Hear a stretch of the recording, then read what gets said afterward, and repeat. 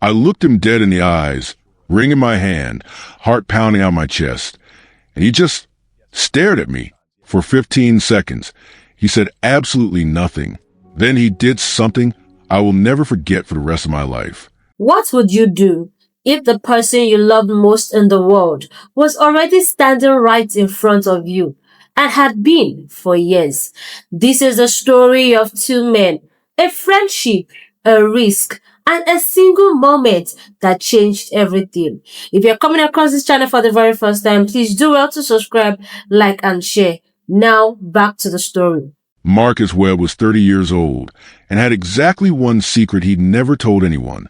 Not his therapist, not his mother, not a single soul.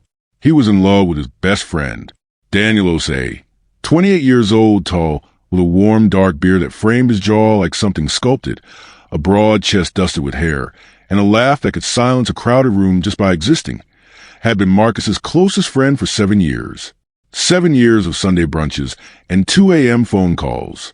7 years of being each other's emergency contact, each other's plus one, each other's person. And for the last 3 of those 7 years, Marcus had been quietly, desperately, completely in love with him. He'd tried dating other people. Lord knows he'd tried. There was Anthony from the art gallery, James from the firm downtown, a brief situationship with someone named Cole who said Marcus was emotionally unavailable. Cole wasn't wrong. How could Marcus be available for anyone else when Daniel existed? He sat now at his kitchen counter, coffee going cold, staring at a small velvet box he'd purchased 3 days ago on an impulse that terrified him every time he looked at it. A ring. Simple. Elegant. A brushed gold band with single inlaid onyx stone. Because Daniel never liked things flashy. Marcus knew that. He knew everything about Daniel. That was the problem. That was also, perhaps, the answer. He closed his fingers around the box and made a decision that would either save him or destroy the most important relationship of his life. There's no version of my future that doesn't have him in it, he thought. So I might as well be honest about why. The friendship started the way most great things do, accidentally. Marcus had been new to the city, 23 and overwhelmed, starting a junior position at an architectural firm. Daniel had been the IT consultant brought in for 2 weeks to overhaul their server system. He'd sat across from Marcus in the break room on a Tuesday afternoon, stolen the last of the good coffee without apology, and said, "You look like you're reconsidering every life decision you've ever made." Marcus had laughed to spite himself. That obvious? Only to someone doing the same thing. Daniel had extended his hand. Daniel Osei, I'm pretending I know what I'm doing. Marcus Webb, same. They'd exchange numbers, grab drinks that Friday, talk for 4 hours, and close the bar down. That was it. That was all it took. Over 7 years, they'd built something that most people searched their whole lives for. They knew each other's coffee orders, triggers, dreams, and fears. They'd held each other through loss. Marcus losing his father in year 2, Daniel losing his job in year 4. They'd celebrated each other's wins louder than anyone else would. And somewhere in year 5, during a quiet evening on Daniel's rooftop, string lights, cold beers, a comfortable silence, Marcus had looked over at Daniel mid-laugh and felt the ground shift beneath him. Oh, he'd thought, with the calm devastation of someone realizing they've already fallen. It's him. It's always been him. He'd said nothing. He poured another beer instead. But the knowing had settled into his bones and never left. He started noticing everything differently. The way Daniel's hand always found his shoulder when making a point. The way he texted you good, exactly when Marcus needed it most. The way he looked at Marcus sometimes, a half second too long, before glancing away. Or maybe Marcus was imagining it. That was the terrifying part. He genuinely couldn't tell. Marcus spent 2 weeks talking himself out of it. The list of reasons not to propose read like a legal brief. Daniel might not feel the same way. Daniel had never explicitly expressed romantic interest. Proposing could humiliate them both. Worse, it could end everything. 7 years gone. Sunday brunches, gone. The person Marcus called when anything happened, good or bad, gone. He sat across from his therapist, Dr. Anand, on a Thursday evening and laid it all out without naming Daniel directly. If you told this person how you felt, Dr. Anand said carefully, what's the worst realistic outcome? He pulls away. Things get awkward. We stop being close. Marcus stared at his hands. I lose my best friend. And if you say nothing, silence. I spend the rest of my life wondering. Marcus's jaw tightened, and watching him build a life with someone else. Dr. Anand let that sit in the room. You're not actually deciding between risk and safety, she said finally. You're deciding between two different kinds of loss. One is certain and slow. The other is possible and fast. Marcus drove home that night with the velvet box in his jacket pocket and her words echoing in his skull. He thought about Daniel's laugh, his ridiculous opinions about action movies, the way he fell asleep on Marcus's couch. So often he had a designated blanket there.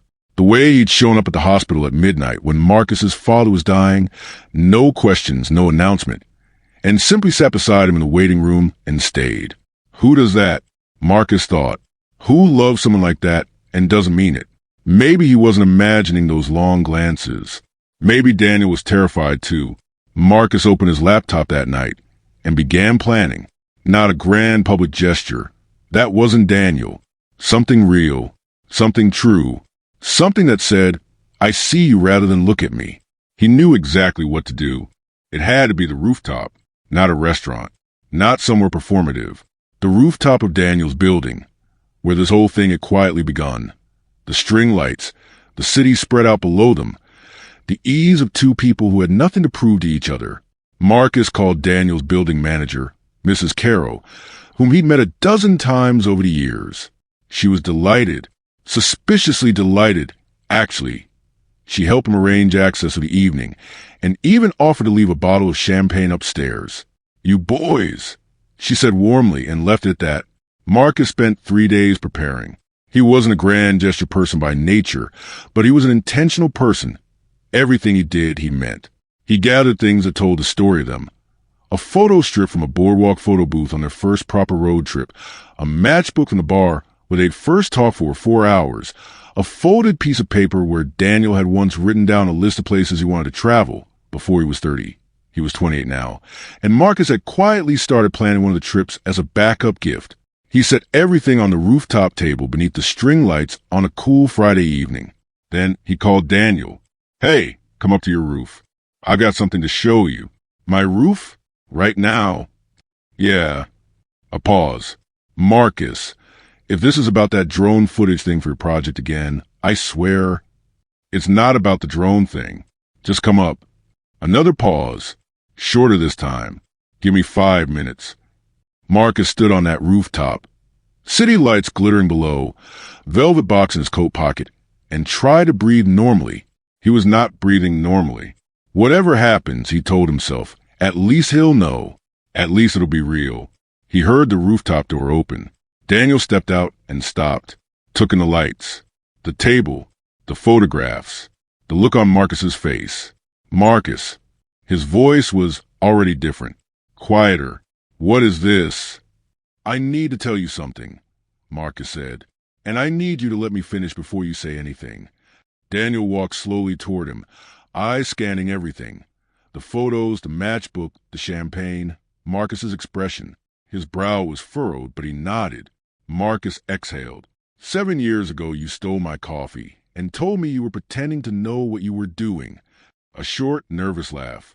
I think about that all the time, because I realize I've been pretending too. Pretending that what I feel for you is just friendship. Pretending I don't notice everything about you. Pretending that when you walk into a room, my whole system doesn't recalibrate. Daniel was very still. You are my favorite person on this earth, Marcus continued, voice steady despite everything. You've seen me at my lowest and still showed up. You know me better than I know myself half the time. And somewhere along the way, I stopped being able to imagine any version of my future that wasn't built around you.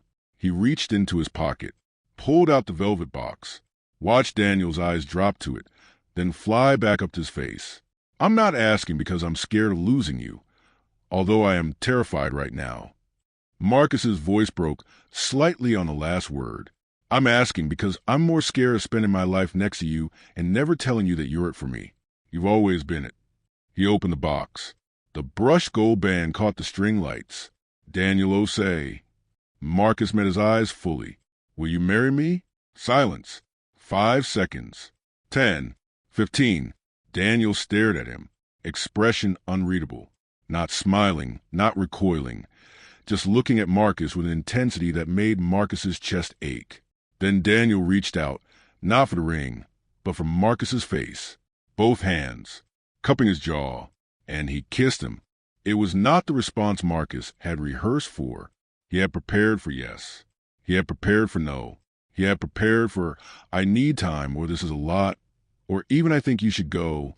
He had not prepared for Daniel O'Say to cradle his face in both hands and kiss him like he'd been waiting for permission to do exactly this for years.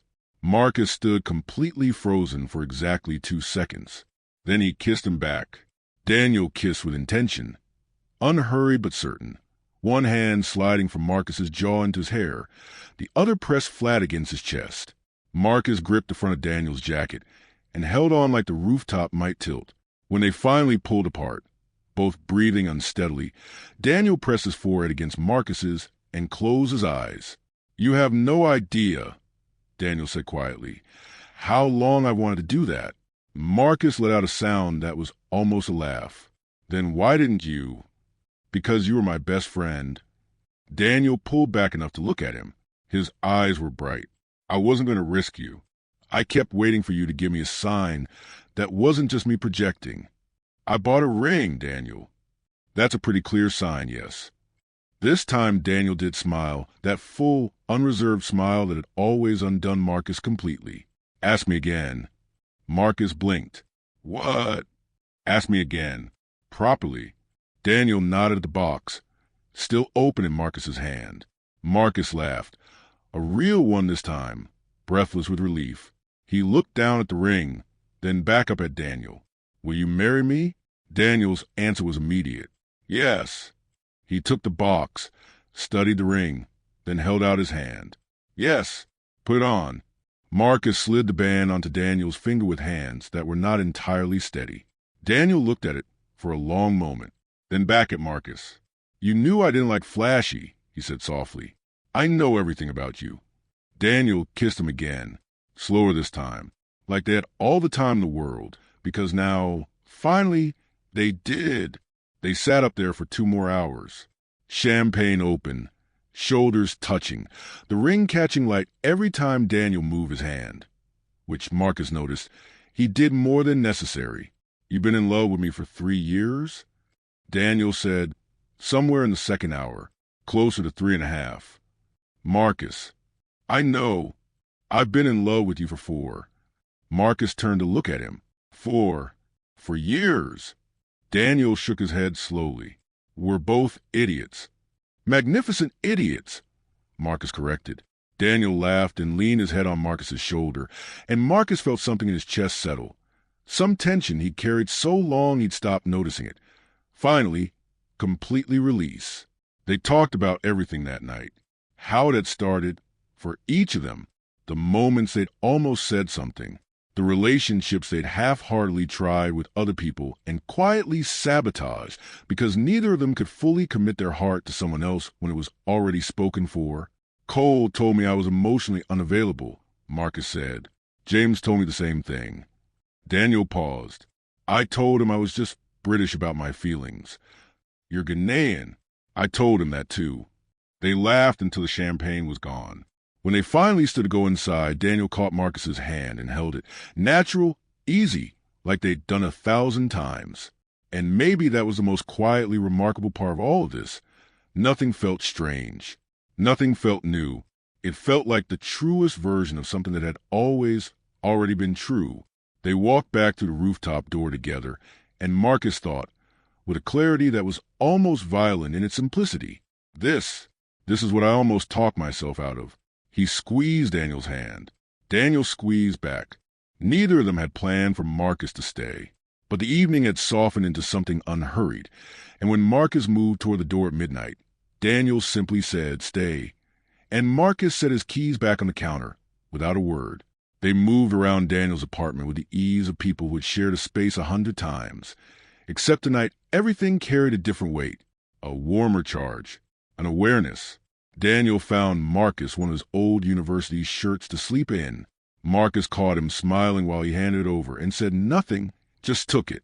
In the low light of Daniel's bedroom, with the city humming quietly below, they lay facing each other on top of the covers, not rushing, not performing, just present. Daniel reached out and traced his thumb along Marcus's jaw, the same way he had on the rooftop, but slower now, more deliberate. "Still can't believe you walked up there with a ring," he murmured. "Still can't believe you kissed me before you answered." "I answered first, just not in words." Marcus leaned in. The kiss this time was different from the rooftop, less urgent, more searching. Daniel's hand slid to the back of his neck and Marcus felt the warmth of his broad chest, the soft pressure of his beard against his skin. He exhaled into it.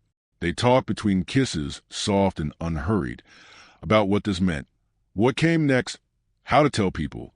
Whether Mrs. Carroll downstairs already suspected, she definitely did. At some point, the talking dissolved entirely. What passed between them that night was tender and honest and entirely theirs. No performance, no pretense. Just two men who knew each other completely, finally giving themselves permission to show it fully. When they finally lay still in the dark, Daniel's arm heavy and warm across Marcus's chest, Marcus stared at the ceiling and felt something he hadn't felt in a long, long time.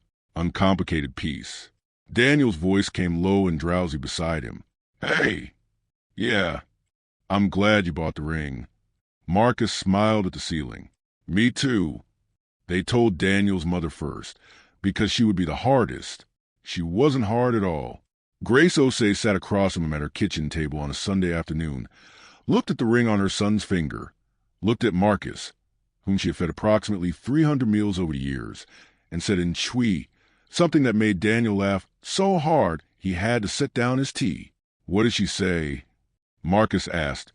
"She said, 'Finally, I was tired of pretending not to notice.'" Grace reached across the table and patted Marcus's hand firmly. "Welcome properly," she said in English. Then she got up to make more food, because that was how Grace Osei expressed every significant emotion. Marcus's mother cried. The good kind, the kind accompanied by immediate questions about venues and color schemes. Their friend group's reaction was a group chat that went nuclear within 40 seconds of the announcement photo. Daniel's hand, the ring, Marcus's hand holding it, no caption. 17 messages in 60 seconds. Someone sent the gif of the woman pointing at the TV. Someone else, their friend Priya, simply replied. Called it 2021, I have receipts. The weeks that followed were full and warm and occasionally overwhelming, but always Marcus could look over and find Daniel, and Daniel would already be looking back, and the noise would settle. They went for Sunday brunch. Same as always. Same spot, same table. Except now, Daniel sat on the same side of the booth as Marcus, shoulder to shoulder, because he could. Small thing. Everything. One evening, Marcus found Daniel on the couch with the old folded list, the one from the rooftop table, the places he'd wanted to visit before 30. You kept this, Daniel said. I was planning a trip. Marcus sat beside him. Still am if you want.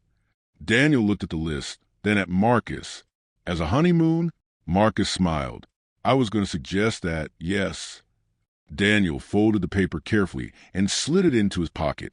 Yeah, he said simply. Let's do that. The wedding was on a Saturday in October, outdoors, string lights everywhere. Because of course there were string lights. Marcus wore charcoal gray. Daniel wore deep navy with a pocket square in the same shade as Marcus's tie. Coordinated without being identical, which was, someone pointed out during reception, a perfect metaphor for the two of them. Daniel's beard was freshly trimmed. His vows were 12 minutes long, handwritten, and made 4 people cry before he'd reached the second paragraph. Marcus had written his vows on the back of a coffee receipt at 1 a.m. 3 days before the wedding, because he was an architect by trade and a last-minute romantic by nature. They were 6 sentences. They were perfect. The last line, I have loved you in every version of myself I have ever been, and I intend to keep doing it in every version I haven't become yet. Daniel kissed him before the officiant finished the sentence. The guest didn't mind. After the reception, after the dancing and the toast and grace, Osei ruling the dance floor in a way that demanded documentation. After all of it, they stood alone on a balcony overlooking the venue's garden, just the two of them. Marcus had his arm around Daniel's shoulders. Daniel was leaning into him, turning the wedding band on his finger slowly the way he'd been doing since they'd exchanged them. 7 years, Daniel said. 7 years, Marcus agreed. Worth the wait. Marcus looked at him. This man with the warm, dark beard and the broad chest and the laugh that still rearranged something inside him every single time, and felt the full, unhurried weight of certainty, every single second. Daniel smiled. Then he turned, cupped Marcus's jaw in both hands, the same way he had on that rooftop, the night everything changed, and kissed his husband. Below them, the city glittered. Above them, the string lights held. And that right there is what happens when you stop letting fear write your story. Marcus could have kept that ring in his pocket forever. He could have watched Daniel laugh and love and build a life from the safe, silent distance of just best friends. He almost did, but he chose honesty over comfort, and that one decision changed everything. Sometimes the person you have been looking for has been sitting across from you for years, stealing your coffee, showing up at midnight, holding your hand through the worst moments, and all they are waiting for is for you to be brave enough to say it's you. It has always been you. Not every story like this ends with a ring and string lights and a mother who says finally, but every story like this deserves a chance to be told. So here's what I want to know. Drop it in the comments. Would you have taken that risk, or would fear have kept you quiet? Like the story if you enjoyed it, and also do well to subscribe so you never miss stories like this, because the best love stories, they don't start with strangers, they start with someone you already know. See you in the next story. Bye.